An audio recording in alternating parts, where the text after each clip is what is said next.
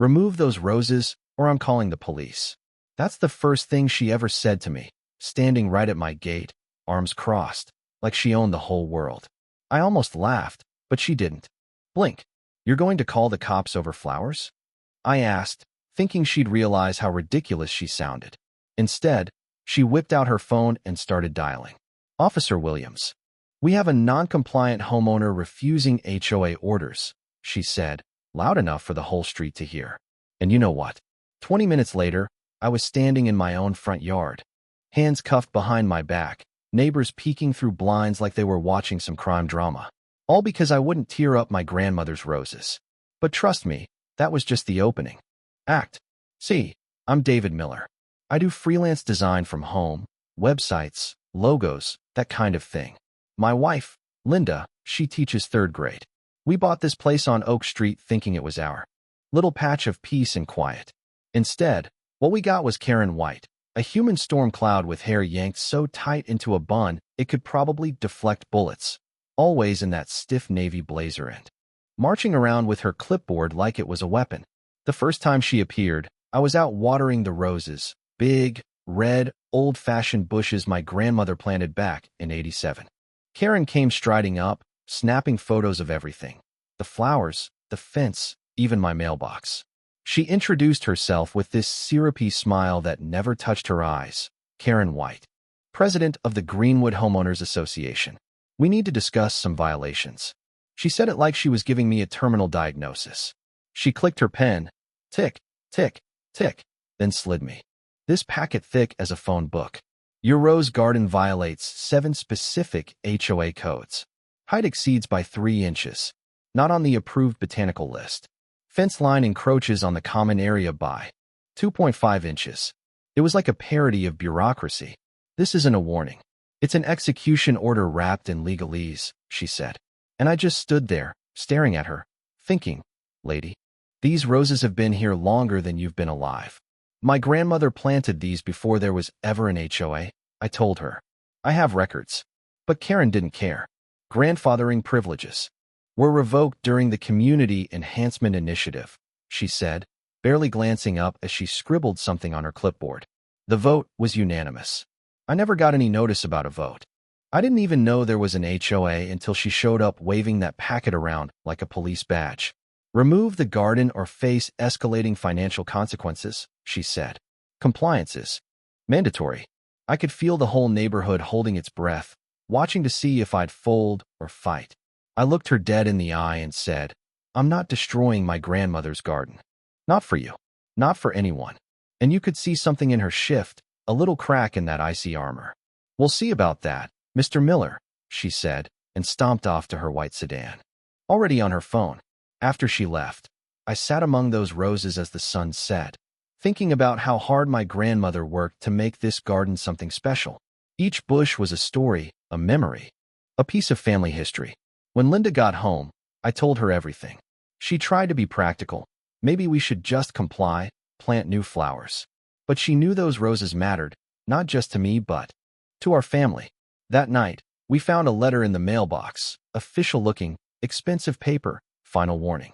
Remove violations or face legal action, signed by Karen and Officer Brad Williams. Community liaison. Now the police were involved? For flowers? Next morning, 6 a.m., 3 patrol cars lit up our street. Officer Williams, big guy, looked like he'd just walked off a Western, knocked on our door for a wellness check. His officers fanned out like they were raiding a drug house. Mrs. White reported concerning behavior. Sometimes HOA disputes escalate.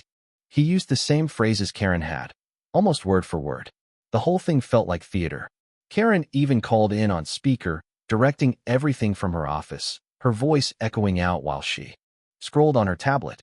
It was too perfect, like they'd rehearsed it.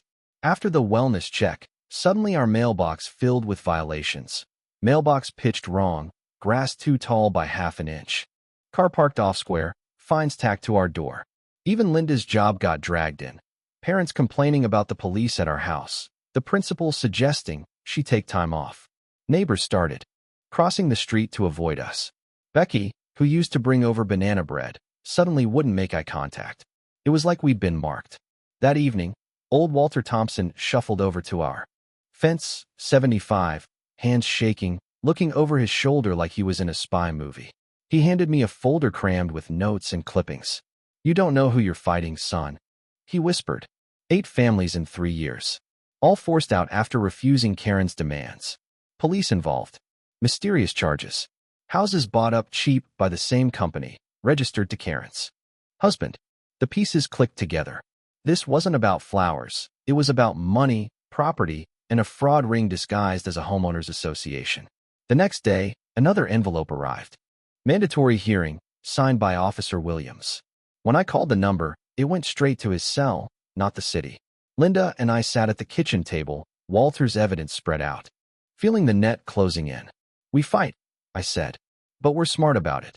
Someone was watching out for us." Anonymous texts appeared. "You're not alone. Help is coming." That night, I saw a streetlight camera tilting our way, a van parked across the street, unmarked. Maybe, finally, someone was paying attention. The hearing was straight out of a Kafka novel. Judge Peterson in a black robe behind a folding table, Karen with her folders, 3 neighbors lined up to testify. I was aggressive, hostile, confrontational. Becky said I scared her kids. It was a parade of lies. I presented records showing the roses predated the HOA. Peterson slammed his gavel. "Irrelevant. Current community standards supersede historical precedent. $5,000 in fines. 72 hours to remove the garden." Williams standing behind him, just to make the threat clear. Outside, Linda broke down. "Maybe we should just sell," she said, and for a moment, I thought about giving in. But then a text buzzed. "Don't sign. Don't remove flowers. Help is coming." Attached was a photo, Williams taking an envelope from Karen. That night, a real city inspector, Patricia Johnson, showed up, measured everything, checked codes, declared there were no violations. But right after, she got a call and was transferred to another district. Karen's white sedan lurked at the end of the driveway, her smile wide as a shark's. Then the hammer dropped. For police cars, sirens blaring, Williams swaggering across my yard, handcuffs at the ready. "You're under arrest for harassment, stalking, making terroristic threats." Total nonsense, but they dragged me off while Linda and the neighbors watched. In jail, my cellmates just laughed. "Man, somebody really wants you gone. Bail. $50,000. Who paid?" The guard shrugged. "Anonymous donor." Linda picked me up, stunned. No idea who paid the bond. But on our windshield, an envelope. "Your grandmother grew roses. They think they've won. They're wrong. Meet me at the library. Section, Law Enforcement Ethics. Come alone. Signed, only R." At the library, a man in a baseball cap handed me a thick envelope, evidence of months of surveillance, bank statements showing bribes to Officer Williams, emails about planting evidence. "Karen's weakness is pride," he said. "She always has to show she's smarter than everyone." He coached me. Call her, pretend to surrender, get her talking, record everything. And that's what we did. Karen showed up at our house with her lawyer and the fake inspector. She stuck to script until I brought up the Collins family. Pride kicked in. She bragged about how the situation was handled efficiently. Her lawyer went pale, but she kept talking. Then Robert, Karen's own husband, walked in, hat off, face grim. She froze. "You set me up," she hissed, but it was too late. Detectives swept in, handcuffed her, Williams, the fake inspector, even the judge. Turns out, Robert had been building a case for months. He'd found out Karen never even incorporated the HOA. All the rules, fines, fees, they were fake. The HOA didn't exist. The whole thing was a front for property theft and fraud. State inspectors dissolved the HOA on the spot, seized accounts, started returning money to every family Karen had fleeced. My grandmother's roses got landmark status. Linda went back to teaching, this time as a local hero. Robert married the detective who'd led the investigation. Talk about plot twists, and Becky Jackson started a support group for victims of fake HOAs. The Rose Garden became a community landmark, a place for neighbors to gather, kids to learn, real democracy to bloom. 6 months later, Karen sat in prison, Williams and the others gone. And Oak Street was finally just a neighborhood again. No more kangaroo courts, no more manufactured crisis. Folks still stop by to ask about the roses. I tell them every battle is worth it if you're fighting for something that matters. So let me ask you, what would you have done in my shoes? Is it worth standing up to the Karens of the world, or does it just bring you grief? Drop your story below. I know I'm not the only one with wild neighbor tales. And if you want to hear how real people take down fake authority, stick around. Next time, who knows what'll happen? Hit that bell. Don't miss the next one.